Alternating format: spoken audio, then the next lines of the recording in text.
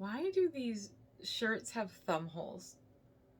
It's always really tough because my hands are kind of small, and so they always go way further than they need to.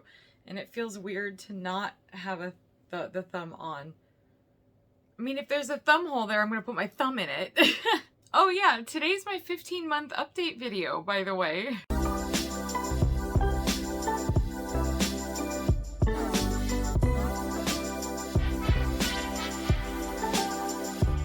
Hey everyone, welcome back to my channel. My name is Stephanie and this is all about my life after gastric bypass surgery. Today's video is my 15-month update, so let's get into all the details. Grab yourself a cup of tea, make sure that you've got, you know, a little treat, a little snacky with your tea, and we'll go ahead and start this because, you know, sometimes that's important. I find that having a couple of small little cookies with my tea just kind of sets me off right in the afternoon.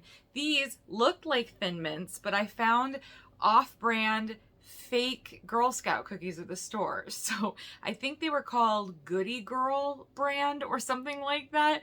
I missed out on Girl Scout cookies this year. I've spent so much of my life trying to avoid Girl Scout cookies. When I was in Weight Watchers, we would have meetings and everybody would talk about strategies on how not to get sucked in and buy Girl Scout cookies. And, you know, looking back on it, it's just so toxic. It's just so awful to think about me spending so much of my life just like desperately trying to avoid certain foods. And I was actually really excited to buy a box of Girl Scout cookies this year because I really felt like I had my shit under control. I really felt like I would be able to go and buy one box of Thin Mints and then just eat 2 or 3 Thin Mints a day and you know, be perfectly fine with portioning. Whereas before I'd eat sleeves and sleeves of the stuff, right? So I just felt like really good about that. And I couldn't find any Girl Scouts anywhere. I couldn't find anybody selling anything. I never ran into them. And then before I knew it, it was just, you couldn't buy them anymore. You can't even get them online. I think in the past, maybe I would have been even more upset about it. It was just a little bit of a bummer. But then I saw these fake ones in the store. And so I got myself a package and I've had just a couple of them with my tea. It's really good and it makes me feel in control of myself and in control of my food. I still get to eat some of those things that are delicious and nostalgic and, you know, kind of a treat at times, but are not ruling over my life. And I'm certainly not eating them the way I used to, because no way would I have been able to stop at just a couple of cookies in the past. Just a word of warning, it is pretty windy today and my poor puppy doesn't really understand and he keeps thinking people are coming over and rustling on the porch. So if you hear him barking in the background, he just doesn't understand what wind is. But before I get started, I want to do some quick housekeeping. If you're a returning subscriber, thank you so much for supporting my channel. That is by far the most mind-blowing thing that people are doing, is subscribing to my channel. And if you're not yet a subscriber, I just ask that at the end of this video, if you do like this content and you do want to support me, go ahead and hit the subscribe button and ring the notification bell so you know every time a video of mine goes live. So let's get into some of the changes and some of the things that have happened in the last month. And the first one that I want to go over are the stats and the numbers, just in case you're that kind of person. As you know me, I always take the numbers down. I always like the data. So if we're looking at the scale, I did start on March 1st at 206.4 pounds, and I weighed in on April 1st at 204 pounds. So that is a 2.4 pound loss for the month and also the lowest point that I've been. I do want to caveat that I did weigh myself this morning before this video, and I'm up about another pound. So that's pretty standard for lately. I've been fluctuating a pound or so up and down and basically staying the same. I think I'm creeping down a little bit because I did get down to 204, but you know, back up to 205, 205 and a half. So I mean, I'm just kind of fluctuating around. And part of that's because I'm not being super strict on myself and just sort of trying to establish, you know, how I am with food now and just having that good relationship with food, as I've said in the past. But the other part is that I did realize I may be experiencing what is kind of my first stall. I'm not really stalling because I am still creeping downward really slowly, but I'm still eating at a calorie deficit. And so when I'm thinking about everything as a big picture, it's entirely possible that my body for the first time is just being like, whoa, we need to kind of readjust here and figure out what's going on. So that could be why I've been experiencing this for several months. That is super common for people to experience, and a lot of times people experience that well before this point in their journey. I just haven't yet. I consistently was losing several pounds a week for the whole first year after my surgery, and so now that I'm over a year post-op, I noticed that things have slowed down a lot, but it could just be my body finally adjusting and trying to figure some stuff out, and I may start to see that loss come back after some time. So my big thing has just been trying to stay consistent. I have been doing extremely well, just with my disordered eating past. I just feel really comfortable and really confident in my abilities right now. And so I'm staying consistent. I know that I'm eating at a calorie deficit. So, you know, the best I can do is just stay consistent and keep pushing on, and eventually I think I'll see things move maybe a little bit faster. But the other thing that I am trying to focus on, as many of you probably know, is that I'm focusing on non-scale victories and measurements and things this time around. Makes it seem like I've done this before in this new year, rather than just focusing on the scale and those numbers, because those numbers at a certain point, they don't really mean anything. I mean, they do in maybe a medical sense. I know my doctor wants to see, you know, certain numbers, but how I'm feeling, how my clothes are fitting, and what my measurements are say a lot more about my journey at this point in time. And so I did take measurements again. There's not a lot of change, but I guess if we're talking about a 1 month period, an inch is pretty significant. I've lost a little bit on my thighs and a little bit, surprisingly, on my arms. It's very, very hard to measure that because I do have quite a bit of loose skin accumulating, especially when you can't see it when I'm wearing long sleeves like this, but when I put my arm out like this, it hangs in such a way that it makes it kind of difficult to get an accurate measurement. Things would be a lot smaller if I tightened up that measurement, but I'm trying to see, you know, with the skin included, what that measurement is. And so they are tightening up, surprisingly. So that is good to see. I know that when I start to focus more on strength training in my arms, I think I'll probably see that tighten up a little bit more as well. But it's good to see that happening. I haven't really lost anything on my stomach and my hips, but I did unfortunately lose about an inch in my chest along the bust, and surprisingly an inch around my neck. I didn't really think that I was going to lose any more around my neck, because once I finally got a neck, which I really didn't have for a very long time, I didn't really think it was going to get much smaller, but I did lose almost an inch there as well. So there are still changes happening, and that is so important to look at, not just the number on the scale, because that honestly isn't changing very much for me, but there are still a lot of things happening with my body and a lot of things happening with my abilities and things that have a lot more importance to me at this point. So along with the numbers, I wanted to share pictures this time because I sort of fell out of habit of taking monthly pictures of myself. Every single month for the first year after surgery, I did take pictures in the same outfits, in the same place in my living room,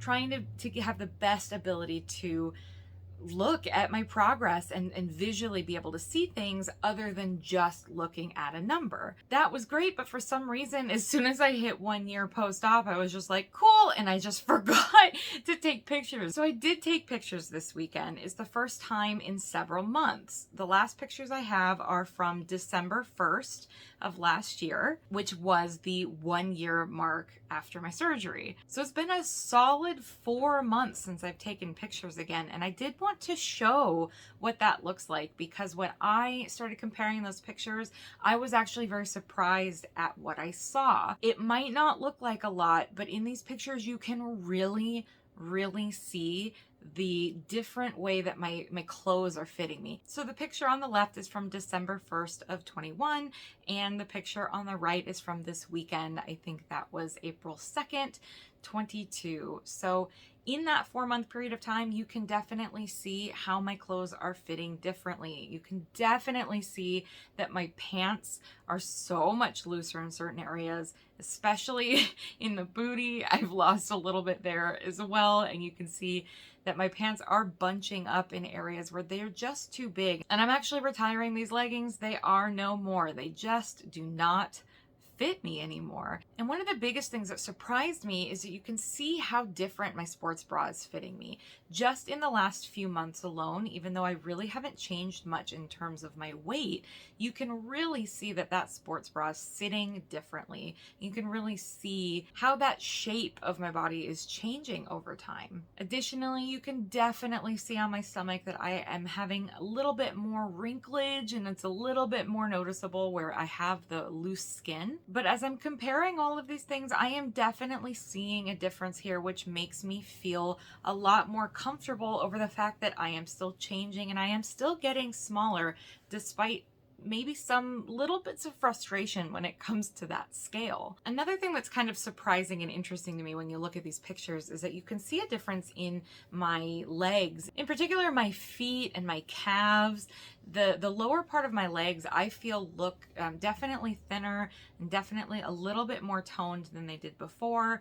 And I just overall, you can see a lot of shrinkage in areas that I wouldn't have necessarily expected. So that makes me feel good and is really making me feel positive about the changes that I'm making in my life and moving forward. So what are some other changes that have been going on this month? One thing that I'm noticing is that I am getting extra aches and pains. And I've kind of talked about this before. I have had back aches and back problems on and off for years that weren't necessarily related to the surgery at all. And I was having knee pain right around the time that I decided to get surgery. And as soon as I started losing weight on pre-op, that knee pain was made so much better. That being said, some of those things have started returning after my surgery. I've really noticed that that back pain keeps coming back. It's really difficult to find a comfortable sleeping position these days that doesn't end up having me wake up with my back aching. I'll even notice it sometimes if I'm sitting on the couch where I'll be perfectly comfortable, but as soon as I try to get up,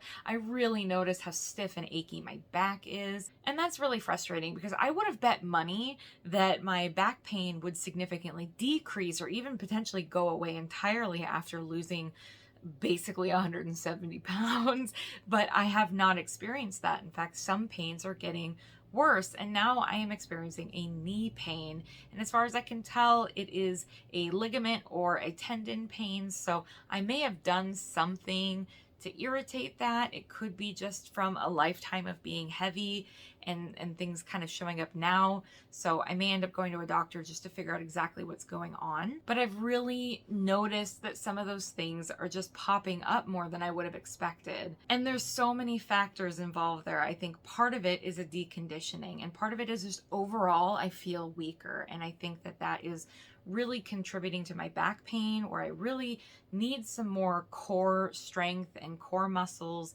to really help tighten things and hold my posture better than I've been able to do. One of the things that I am trying to focus on now is standing more during the day, because I really do think that sitting for my job is really exacerbating that back pain that I have. And so I got a sit-stand desk that's behind me now, so I can stand a lot more during the day and take that pressure off. And I think I already noticed an improvement, but it's only been a few days, so I don't know how much of that is me just being hopeful. But honestly, I think it's going to make a huge difference to do that and to really start working on my strengthening. That is my number one regret.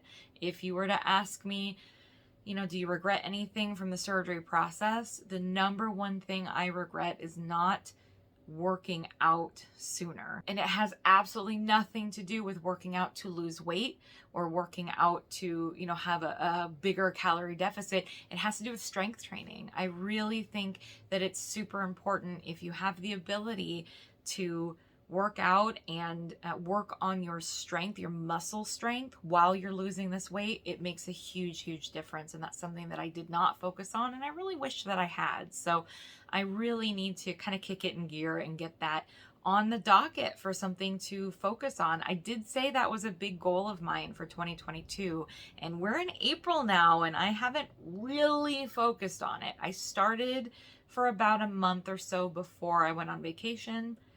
Nothing has been the same after vacation. Still trying to get back into a routine, and daylight savings wasn't easy, and list another excuse here. I've got a bunch of them, but the point is that I haven't really focused on that like I need to. So that's a big goal of mine. Something else that happened, which may or may not be related to surgery, I have no idea, but I have been focusing more on self-care this year, and I have been following through with that, and I've been trying really hard to do things that make me happy, even if they don't necessarily fit into my schedule or fit into being productive. So one of the things that I was doing is taking a bath, and I was doing this maybe once a week or once every other week. I was really enjoying it, and I took a bath a few weeks ago, and there was a combination of things that I think happened. But as I was getting out of the bath, I felt really, really nauseous and really, really awful and lightheaded. And I was standing at the sink just like, oh my gosh, I just got this wave of like, I feel absolutely terrible. And the next thing I knew, I woke up and I was on the ground, and I had actually passed out and fallen over. It was a split second, and thankfully I landed in such a way that really wasn't terrible. I did hit my head on the edge of the door, but the door swung, so it didn't hit a lot of resistance. It was mostly just kind of sort of the touch, no bump or anything major. But I'm very thankful, especially with how small and cramped that bathroom is, that I didn't hurt myself. But yeah, as soon as I hit the floor, I woke up and I was so confused, and I realized I just passed out. My fiance came upstairs and helped me down the hall to go lay on the bed in the guest room, and I immediately felt better. And so he thinks that there was a combination of just, really, it was really hot and really muggy up there. I hadn't opened a window, so everything was just kind of accumulating in the bathroom. And then on top of that, being in a warm bath can constrict your blood vessels in your legs and can cause you to kind of have a drop in blood pressure. And so maybe when I stood up out of the bath a little bit, too quickly, there was a change in my blood pressure, and it made me feel lightheaded and pass out. I don't exactly know. I have not had that issue since, but I also have been a little bit freaked out to get in the bath, which is really depressing to me because I was very much enjoying that. And so I think I'm going to work up to it because I really only have a little bit more time before I can do that, before the weather gets really warm, and then I won't want to touch it. So I've decided that the next time I take a bath, I am going to make sure that the window is cracked open and that I'm not going to have the water nearly as hot as I had it before. Although it can't get super, super hot, it was probably hotter than it needed to be. And so I'm going to kind of work my way back up to that. But, I think the takeaway is just that my body works a little bit different than it did pre-surgery. And there's a lot of reasons for that. It's not all internal and having to do with the surgery. Some of it has to do with the fact that I am like half the person that I was before. So things just work different. And I really need to pay attention to those things and make sure that I'm being careful with certain activities and not overdoing things. So I think it's really important as an overall concept to really pay attention to what your body's doing and how it's reacting to certain activities, and just modifying and getting used to things, because we change so quickly during this process. I mean, this is so much change for such a short amount of time. It's really hard to keep up with that sometimes, and it's really hard to realize how much is actually changing in such a short amount of time. Even I, who records everything and takes notes and has data and everything, I still forget how far I've come along in the last year or so. So everything's good, no harm done, and just things to be aware of, and things that, are just making my life a little different. And then lastly, just some life updates and things, life goes on, life keeps happening around you, regardless of all the different things that we're trying to adjust to and all the different things we're trying to deal with this rapid weight loss and, the change in diet and everything. I think it's important to take a step back occasionally and realize how different you react to certain things and stimuli in your life as a result directly of this process. We lost one of our pets a couple weekends ago. Our very first duck that we got, she was the first one that kind of started us getting and raising ducks and having our own little flock. She did pass away, and you know, that hit us a little bit hard. I treat my ducks like pets. They are my outside pets. They are my babies. And so that hit us pretty hard. And experiencing certain things like grief and, you know, and sadness and those emotional swings after surgery are very different than they were before surgery. Whereas I would have turned to, you know, maybe some food, comfort food or something, to deal with the emotions that I was feeling that weekend, I didn't. I found that my instinct was to keep myself occupied and to be productive and to focus on staying hydrated because I didn't really want to eat too much. And I just found that my brain was kind of defaulting to some better coping mechanisms than I've had in the past. And despite the fact that I have been talking recently about struggling with intrusive food thoughts and cravings and things that have started to come back, it's not all like that. And I wanted to put it out there that, you know, I am finding that some of those changes are sticking with me. And I am starting to develop some different coping skills and coping mechanisms to deal with different things that come up in life. So it's not like, you know, all of my old thoughts and old habits are trying to claw their way back into my life. It's definitely not like that all the time. But I have noticed sometimes they are knocking at the door and I'm having to say, you know what, I really would rather you not visit right now. I'd really rather, you know, be alone and deal with something else. So, you know, it's not all bad. And I do want to highlight that although it seems like things are all over the place, that is kind of what it's like. It's all over the place in my brain, and it's all over the place in terms of, you know, what day is successful and what day doesn't feel like it's successful. And that's okay. It's a learning process. Each time we have a moment like that, it's how we approach that and how we deal with it, and how we learn from it that is the most important part. I will say time and time again, as you know, the mental aspect of this journey is so much more important and so much more difficult than people give it credit for, and that than people actually talk about. The most difficult part of this is trying to rewire your brain and deal with, like in my situation, a lifetime of bad habits and bad coping mechanisms that I now need to reprogram myself to not do. Not just because it's not healthy and I'm finally getting control over it, but because physically I can't do those things anymore. I just can't. I can't rely on those coping mechanisms. So sometimes, yeah, it feels like it's all over the place and it feels like I'm still struggling and trying to figure out the best way to manage. And then I'll take a step back during times like this when I'm experiencing sadness or I'm really angry about something, and I realize that I really have come a long way.